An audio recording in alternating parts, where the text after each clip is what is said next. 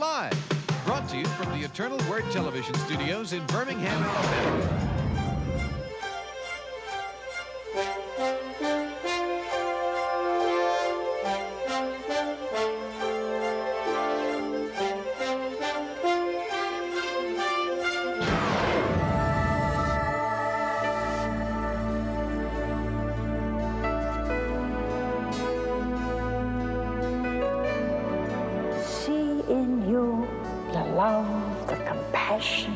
Of Jesus. The most glorious work of all, to praise God in His kingdom. Moved by the Spirit, one who lives in love lives in God, and God lives in him.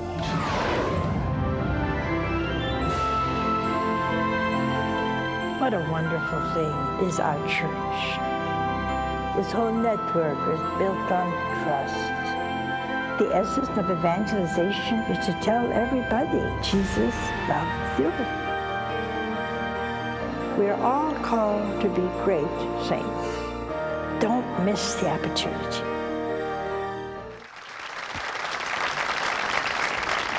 Thank you. Well, we just have a great group of family here tonight, and that always makes me feel so good. There's a few things I want to talk about tonight, and I have the question of the week. We just started that a couple of weeks ago, and I started because I don't want my liberal friends to think, since I've been so nice lately, that I forgot them.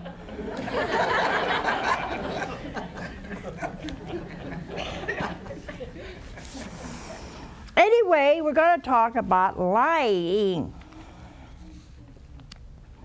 That's not to tell the truth, to exaggerate the truth, to tell a downright lie, something that never happened, nothing. I mean, it's just not true.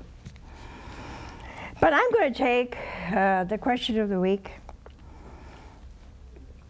given to me by one of our security men.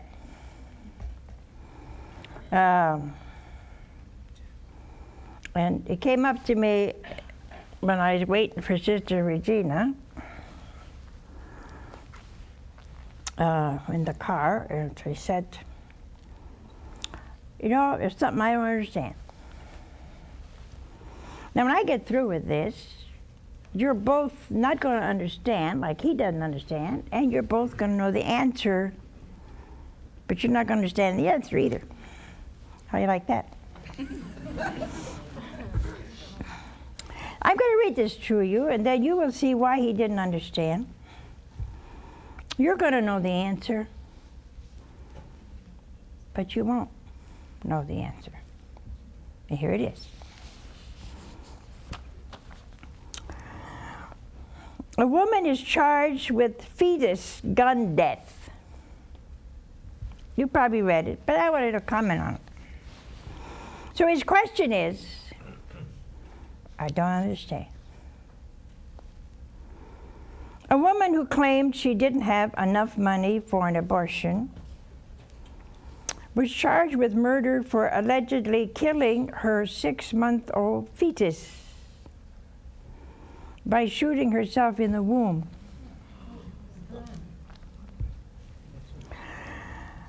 Now, the baby girl was delivered March 27th by emergency cesarean section after she was shot in the wrist. After a week, her undeveloped kidneys began to fail, her body filled with water, and she died. Her mother was charged Wednesday with third-degree murder and manslaughter. Isn't that the strangest thing you ever heard? That's interesting here. See, they have, you know, these politically correct words. You ever see that? Yeah. I think it's a bunch of garbage. Say what you mean, for goodness sakes, you know? But let me see how clever they are. It says fetus twice. A 6-month-old fetus. In the very next sentence, it said the baby girl was delivered. Isn't it strange? When they want an excuse for murdering a baby, they call it a fetus. All the time they know it's a boy or a girl. You know what's strange about it? I think that's where our God has a problem. Every hour, every minute of every hour, a baby is aborted, almost every second. Brutally aborted. Arms and legs cut off, and saline solution inserted and burned to death. In the womb. Did you notice this is in the womb? This woman shoots herself, meaning to kill her own baby. And it's manslaughter and third degree murder. Isn't it strange? If a doctor does it in a nice, clean room, clinic, it's the law. Was it because she didn't have money and some doctor was deprived of $400 or $500? Now, if she would have killed that baby after it was born, you could say, well, that's murder for sure. But she killed it in the womb, like it's happening every city, every day, every minute, every hour, for years and years and years and years. It's a fetus. After it's delivered or murdered, it's a girl. What's your answer? Do you have one? Do you have one for this kind of reasoning? Should the woman be tried? Oh yeah, but so should every doctor and every nurse who was much worse than that. So I just wanted to bring it up to you to see how nonsensical the enemy is. The enemy. And when he leads you to do things, and the big lie, you see, that she's been told, and all the women who've had abortion has been told, the big lie is you have a right to choose. This woman chose. She's up for manslaughter and murder. For a measly $500, you can walk away not guilty. Now, isn't that the strangest thing? Huh? What is the answer to Joe's question?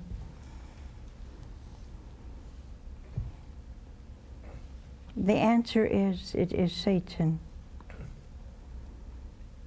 the great deceiver. The great deceiver.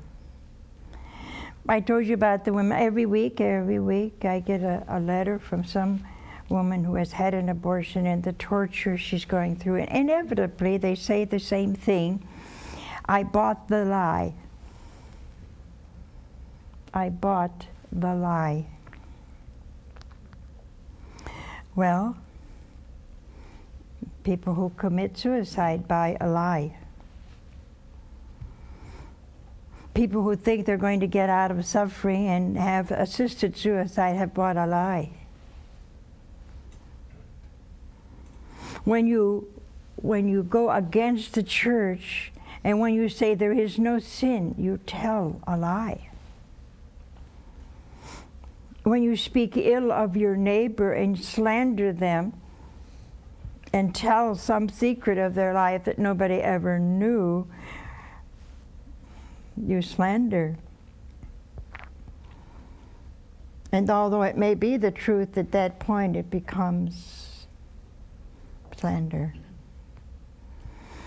And today the greatest sin in the world, and there are a lot of great sins in the world today, is calumny. To calumniate somebody. To say something terrible about them that is not true. And that way you ruin their reputation. You ruin their credibility. And no matter how much you may make up or restore afterwards, there's always somebody somewhere who believes that lie you told.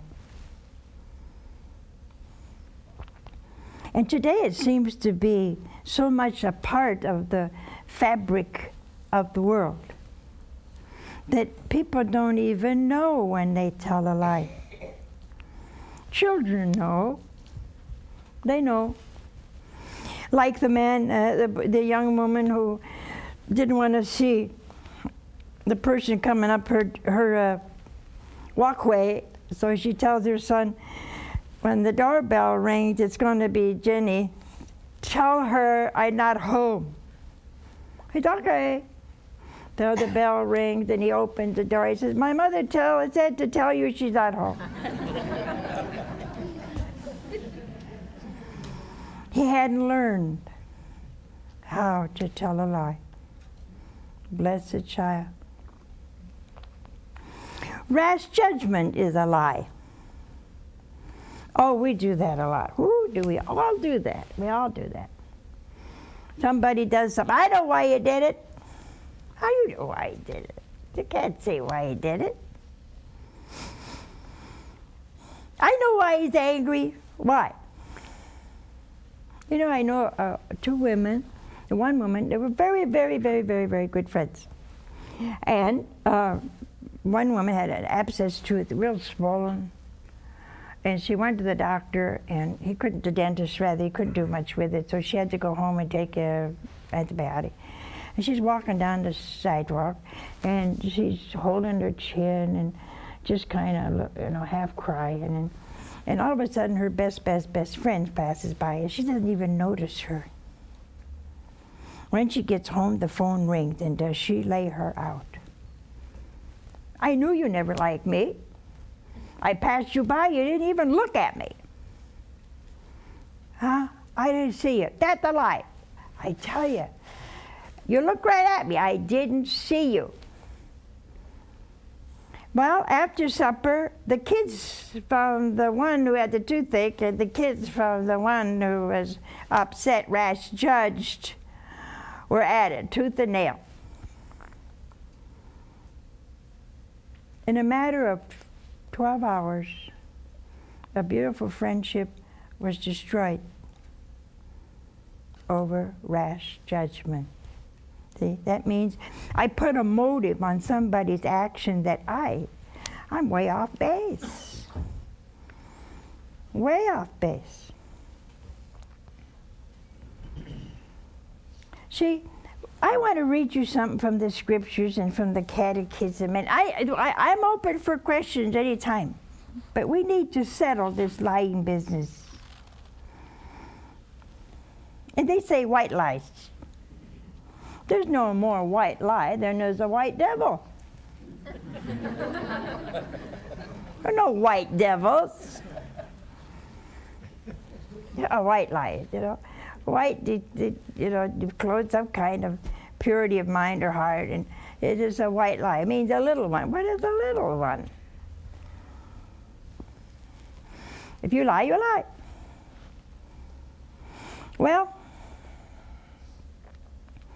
our Lord had something to say about lying, if I can find it here. And here it is. He was talking to the Pharisees. And he said, the devil is your father. Ooh. And you prefer to do what your father wants. He was a murderer. Oh, from the start. He was never grounded in truth. There is no truth in him at all. And when he lies, he's drawing on his own store. because he is a liar and the father of lies. But I speak the truth. Did you realize, my dear family, that if we observe this one thing, and how much do you listen to the devil? So I will listen to the devil. I don't even believe he's here. Woo! Number one lie. So I got news for you. The one that tells you he's not alive and not well and there is no hell lies.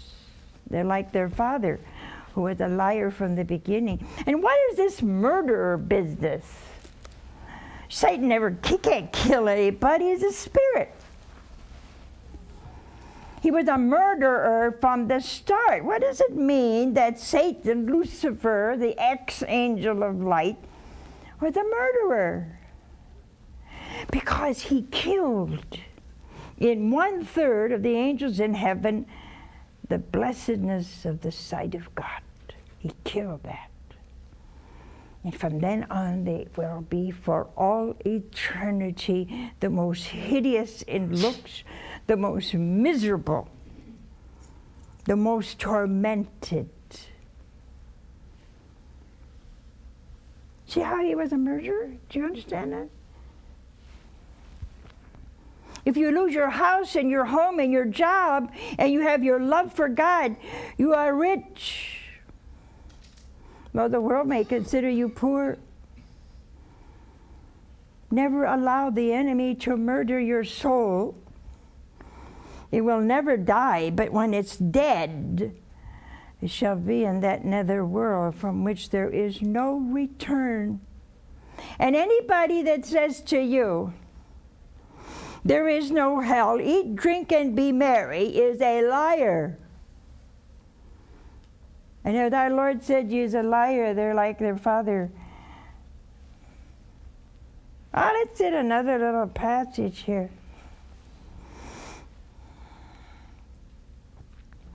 St. Paul says in 1 Corinthians, we must get rid of the old yeast of evil and wickedness and have only the unleavened bread of sincerity and truth. Well, now lest you think this is Angelica's little head giving you her opinion,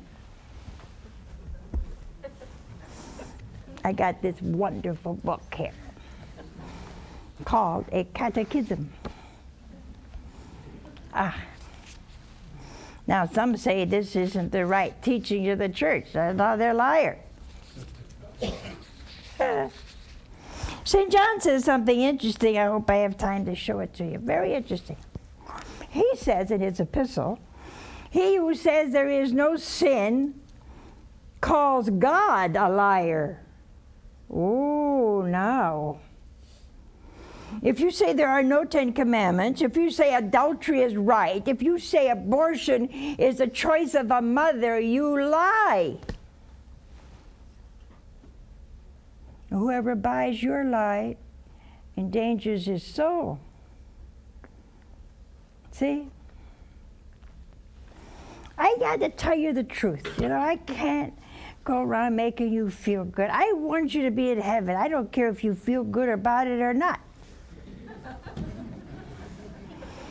It's best you don't feel good now and you get to heaven than to go around believing all these lies and end up. It's a real hot place, I can tell you. A lie consists in speaking a falsehood with the intention of deceiving.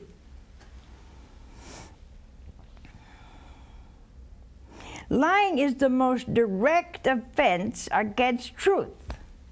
When they tell you there's no Immaculate Conception, there is no Assumption, there is no Eucharist, there is no resurrection, they lie. They lie.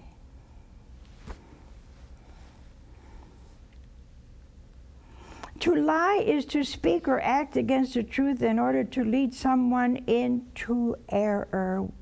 Someone who has the right to know the truth. As a Catholic, you have rights. You know what I'm so happy about? I think our Catholics are finally beginning to get off of their seats.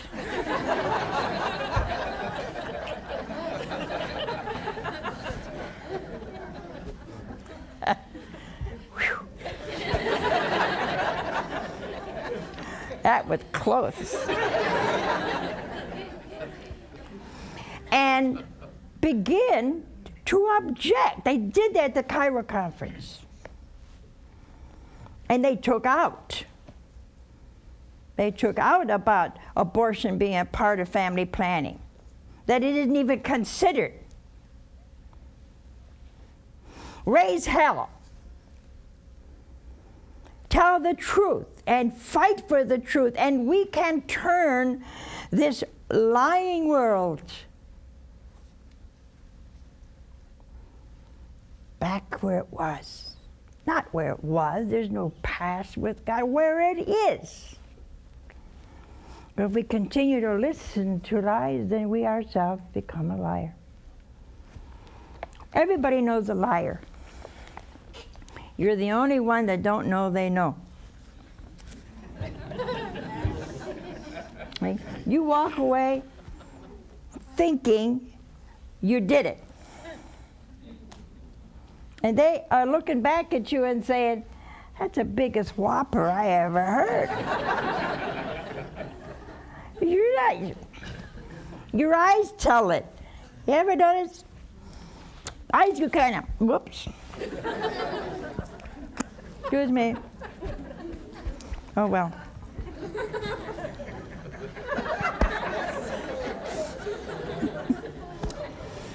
When you lie, eyes get shifty.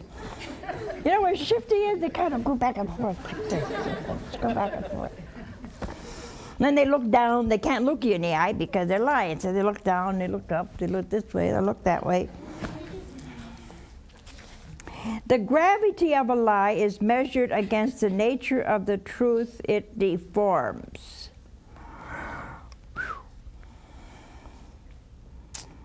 The circumstances, the intentions of the one who lies, and the harm suffered by the victims.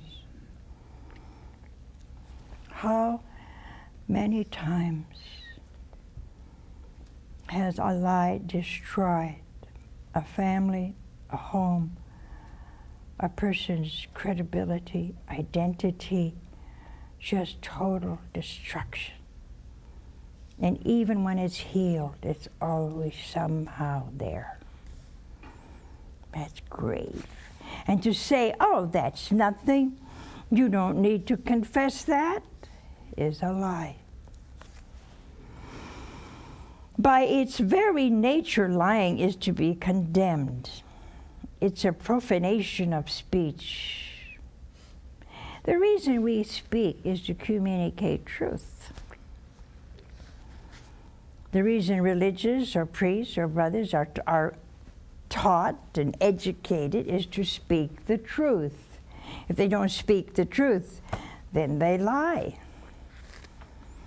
So you can't have a little bit of truth and a little, well, yeah, the devil does that. A little bit of deception, a big amount of deception, a little bit of truth. Dangerous. Now, every offense committed against justice and truth needs reparation, even if its author has been forgiven.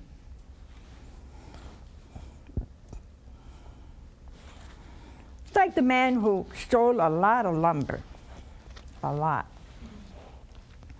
So he goes to confession, and he's already moved to another state, and he brought the lumber with him. So the priest said, well, you must restore the lumber. He says, oh, I can't, Father. So he gets his absolution, and they begin to kind of little chit-chat, and Father says, oh, by the way, he said, priests pray that we can build on to our church and school. Oh, okay, I got a lot of lumber.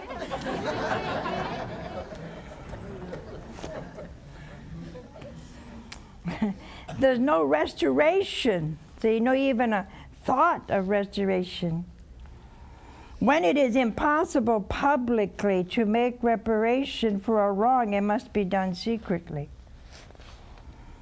If someone who has suffered harm cannot be directly compensated, he must be given moral satisfaction in the name of charity. This duty of reparation concerns offenses against another's reputation. If you ruin somebody's reputation or you say a lie, then you have to go back and say, I lied about this person. They didn't do that. You say, well, I can't humiliate myself. Well, what did you do to this poor person? You wonder now, how would this woman or any woman repair or have restitution for an abortion? You do by asking God to forgive you, never doing it again, and never encouraging anyone. Go out and ask people, tell them, please don't do this. It's unbelievable pain that you never forget. See? Adopt an unwanted baby. There's many ways that you can make restitution. The duty of reparation concerns offenses. The reparation, moral and sometimes material, has to be evaluated by the damage done. You just can't say, well, I won't do that again. You've got to restore. So you've got to restore. And remember every time, you know Bishop Sheen, God bless him, he said something I think is very good. He said, he who throws mud loses his own ground. Think of that. He who throws mud loses his own ground. See? If we were to begin to build each other up, what a change it would be in this world. We have a call. Hello? Hello, Mother. Hi, where are you from? Louisiana. And what is your question? Well, it's not really a question. God bless you. I hope to meet you in heaven. But I understand that not only if you are pregnant when you go into these abortion clinics, even if you are not, they will tell you that you are and still do the procedure. They're so money hungry.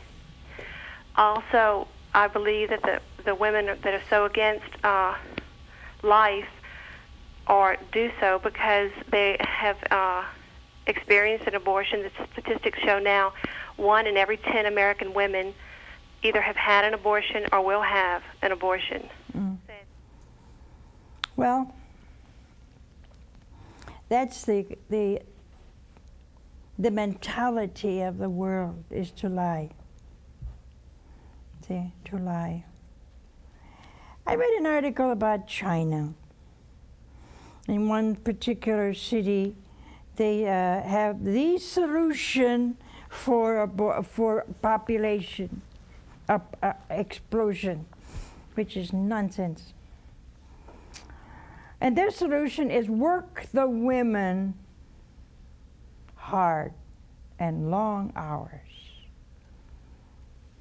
They didn't need abortions. There were no children in that city for years.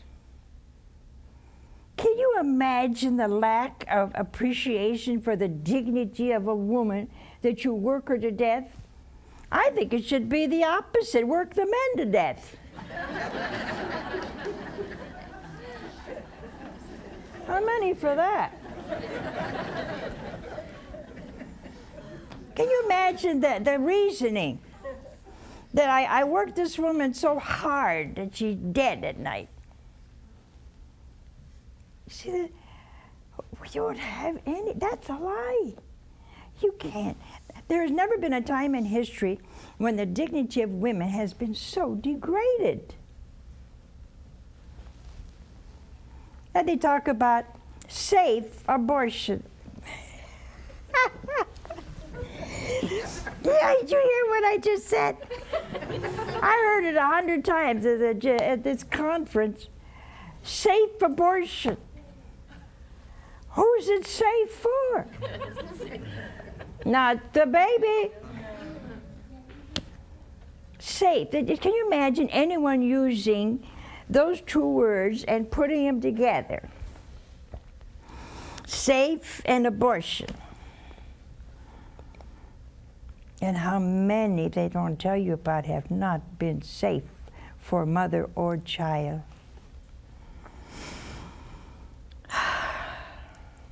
You know what I think? You want to know what I think? I'll tell you anyway.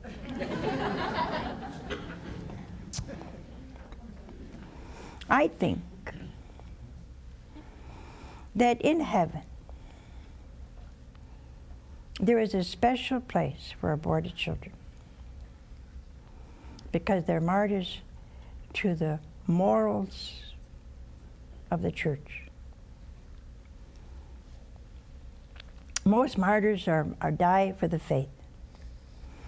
Maria Goretti didn't die for the faith. She died because she would not allow this man to rape her, and so she was stabbed 14 times, and she died. That she's considered a martyr. Well, what's the difference with these poor kids?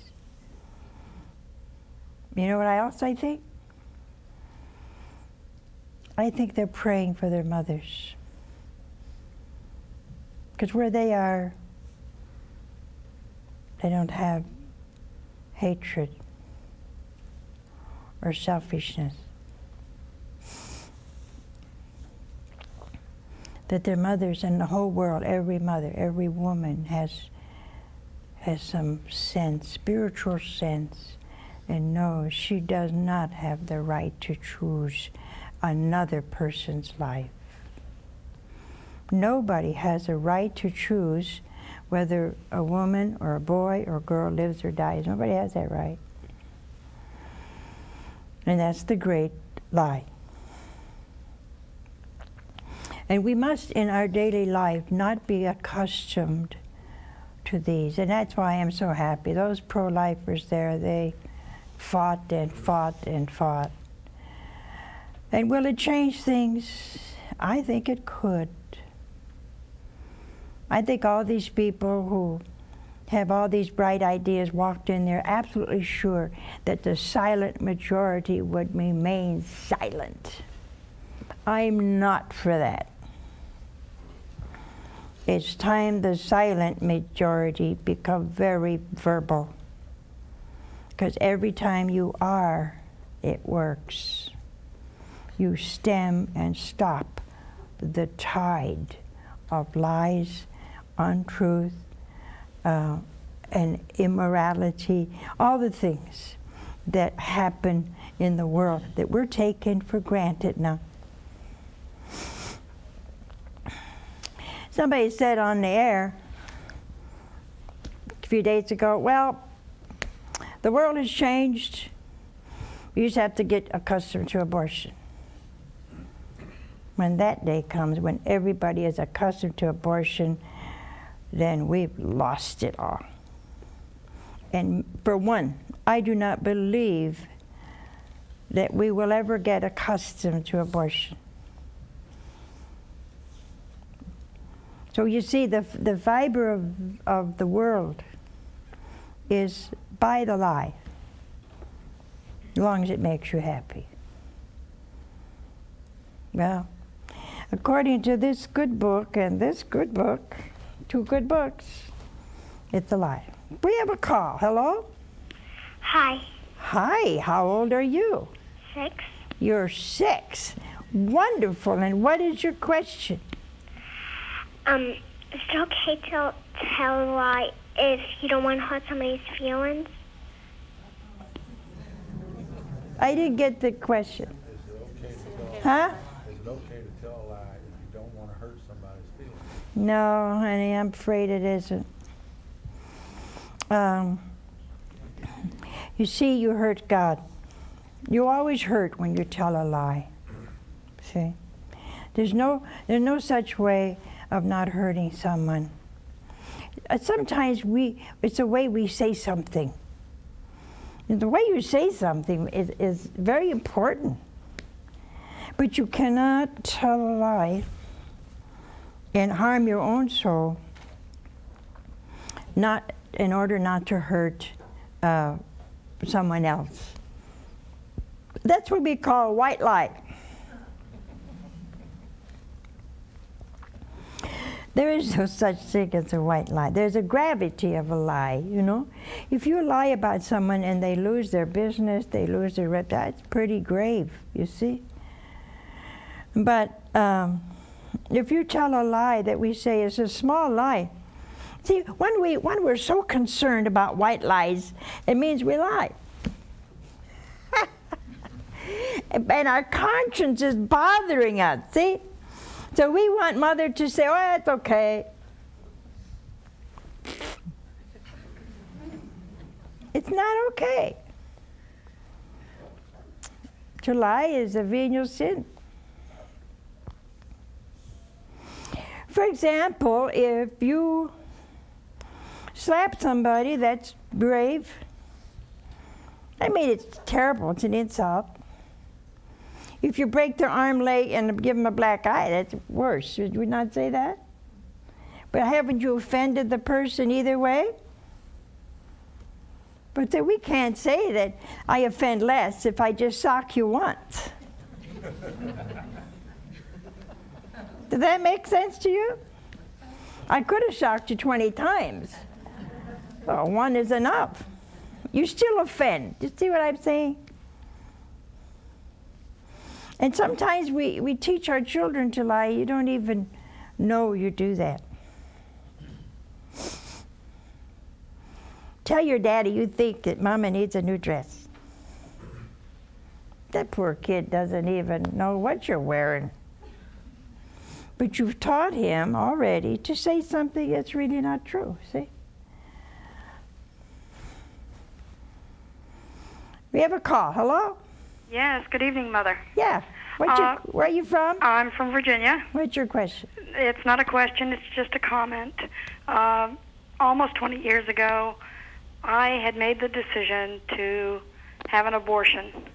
And as a part-time profession, so to speak, I was a trained emergency medical technician. The Lord does things in many funny ways, but after I found out I was pregnant and had made the decision to have an abortion, within 2 weeks, I personally had to deliver the fetus of a 4.5-month fetus on a 14-year-old girl. And that made me change my mind. That child today is very close to me, much more so than my 3 other children. And that's the only thing I wanted to say. Well, that's wonderful, sweetheart, because you see, that's a great witness for maybe somebody here. See, that the word fetus, it kind of takes away the dignity of a child. You see, that's a human being. It's not a glob of blood or whatever. It's already formed. It has a heart and it's beating. And see, that's the lie. And when they say, well, now you're a woman and you have the power to choose, that's a lie. Because you're not choosing for yourself. You're choosing for somebody else, you see? That's where the lie is. I saw a debate between some nun, sister, whatever, and Father Rutler on crossfire, because I couldn't understand half of it because everybody's yelling at each other. I don't get that. But anyway, if you listen to the one you wanted to listen to, you got the gist of it. But she didn't make any sense. She says that the Vatican only is against abortion because they don't want women to have power. What does that mean? Now, see, that's to call the whole Vatican, the Holy Father, the whole Church, the Magisterium, a liar. See, we need to be so careful that see, that's not why we're defending a child, a boy or a girl. And this article was so clever. Wasn't that clever? It was a fetus in the first article, in the first line. And then she killed her 6-month-old fetus, but the baby girl, isn't it a shame we have to call it a girl or boy only after we've mutilated them? You see the big lie? We have bought a lie. We have a call. Hello? Hello. Where are you from? Omaha, Nebraska. Oh, great. What's your question? Mother, I would like your opinion on abortion in cases of rape or incest. How do you feel about it? Rape and incest are tragedies. St. Paul has a lot to say about incest. There's a lot of it going on. Brothers with sisters, fathers with daughters, uncles with nieces. It's horrible. Horrible, horrible, horrible. Rape the same. But you can't have an abortion. You can't do that. I think I told you the story of a man who went into this college and gave a talk on abortion, the needs for abortion. And this one man got up and he said, may I ask you a question? He said, yes. He said a woman had 10, 11 children, and the father had syphilis. Some were born without hair, most of them deformed. And she's pregnant with her, I think it was 15. And all the children were very, very affected, couldn't see, couldn't hear, couldn't walk, because the father had syphilis. He said, now the 15th is on the way. What is your opinion? He said, abortion, of course. He said, then you would have aborted Beethoven. See? They say from these traumas that babies are so often born with various problems. But we can't make those decisions. You can't fight a tragedy with another tragedy. You can't fight a lie with another lie. You see, you can't. You know, everybody tells me if you put salt on grapefruit, it tastes better.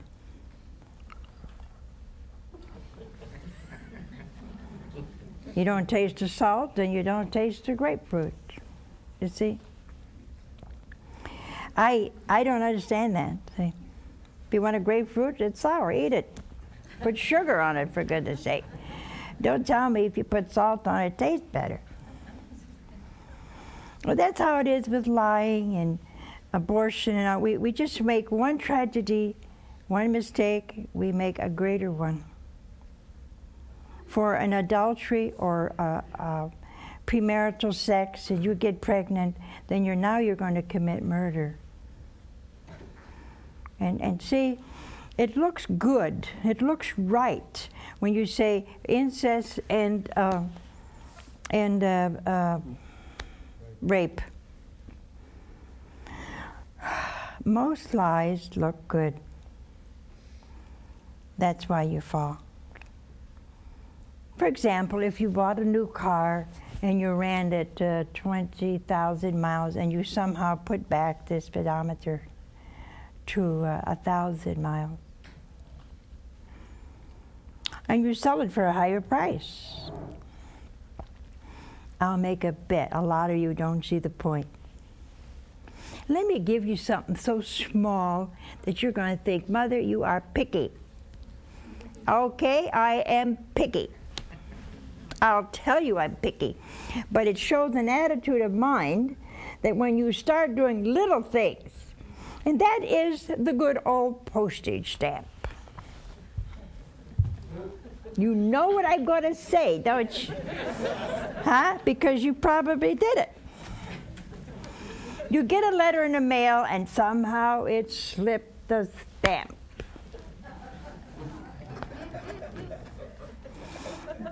You blow on it and you go, you start to peel it off. Your reasoning, oh, here it comes. I know, you've either thought about it or you've done it. Your reasoning is, well, it's a brand new stamp.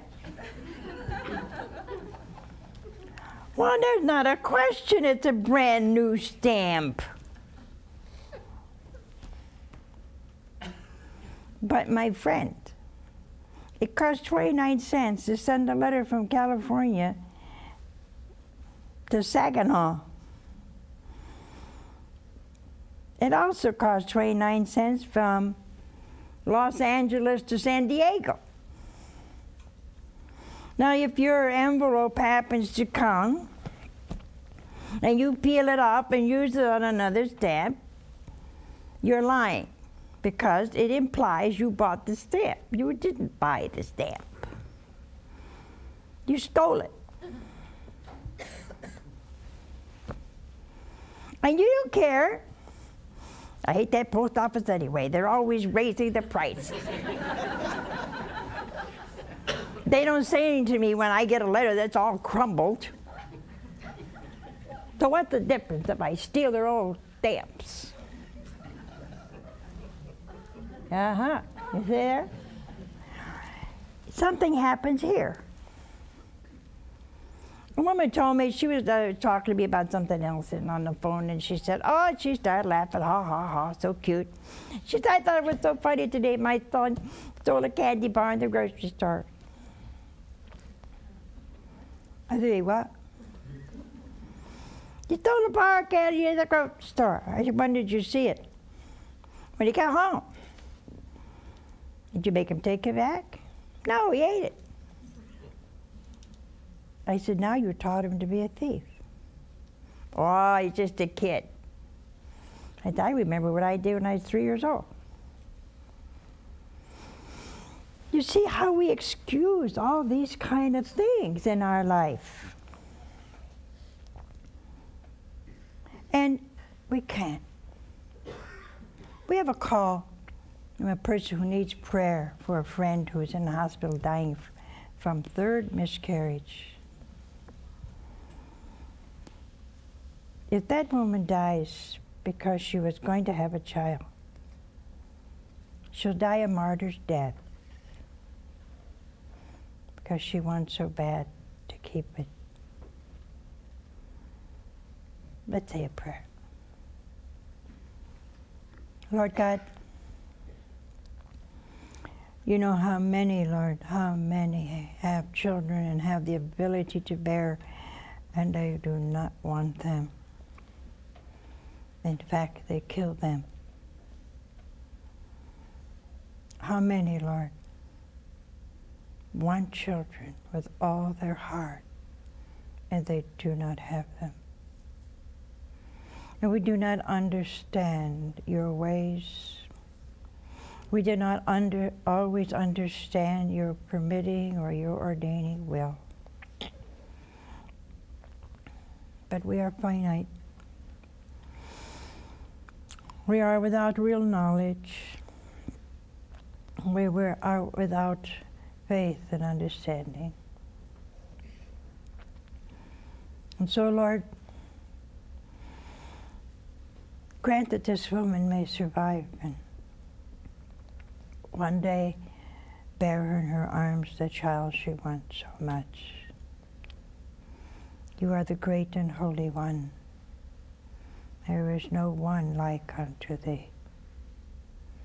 Extend your hand and heal her. In the name of Jesus and through the intercession of Mary, the one closest to thee. Amen. Now, we have a call. Hello? Yes, I'm Susan. May you speak a little louder, please? Yes, this is Susan Verbeck from Uh-huh. Westbury, New York. And I was calling about my friend who had the miscarriage. So I was calling about having prayers for her. She's part of our mother's prayer group, and she has 3 children, and the family's just having a hard time with it. And so I'm glad that everyone's praying for her now. We will pray. We did. And the Lord always hears our prayer. That's the beautiful thing about God. In fact, you know, He hears our thoughts.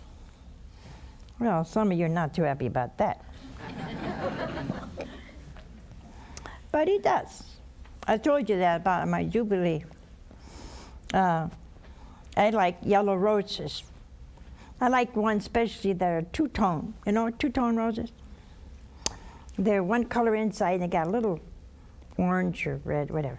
But I got, I don't know, 200 or so of yellow roses. But nobody knew I liked yellow. But they all send yellow roses.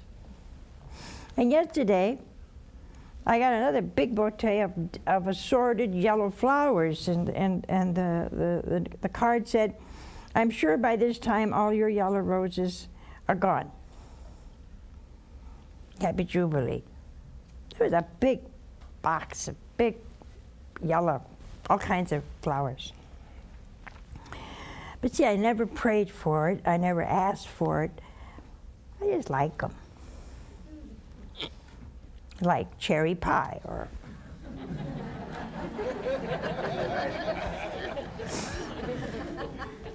watch me get 20 cherry pies tomorrow. Which I would not complain about. We have another call. Hello? Hello, Mother. This is Emmanuel. I'm calling from Evergreen What's your Park. question? I'm near Chicago, Illinois. My question is, first of all, I wanted to say thank you because watching your program and watching all the programs on EWTN has brought me and my friends a lot closer to my faith, my Catholicism. That's right. My question is really a hypothetical. It involves being a martyr.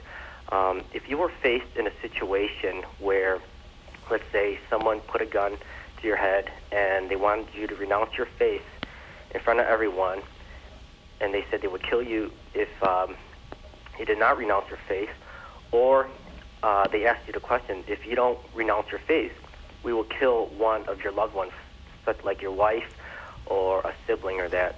My question is, in that situation, I understand that you have to be in the graces of God, but I also know that I've talked to a few priests who said that, well, that's duress. Now, a friend of mine, duress. They said it was duress, meaning that so they give you permission to lie? Right, that's my point. Now, my point is that a friend of mine, his name is Danny, he always told me that he talked about in Japan all the martyrs there and how even during World War II they asked a lot of the American soldiers there to renounce their faith. And if they did, they were shot. Many stories concerning that, but I guess, so you should never renounce your faith, ever. Well, you can go back to the Old Testament and see the 7 sons of the Maccabees, and the mother was the last to die, and she kept encouraging, don't renounce your faith. Don't disgrace me. That was the Old Testament. You cannot refrain. If somebody put a gun to your head and say, renounce your faith, I would say, Jesus is Lord. What a way to get out of purgatory.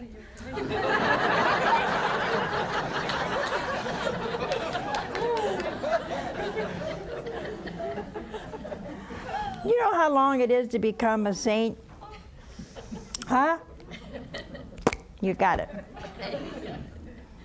There is no excuse to renounce your faith. The mother of the Maccabees had 7 children and all 7 died, and she was the last. She didn't think it was terrible. Yeah, it's terrible in as much as you don't want to see one of your loved ones die, but to have a martyr for the faith in your own family, what a grace, huh? No, I'm sorry, that is not right. What do you think all the people in eaten up by lions? You call that duress? Huh?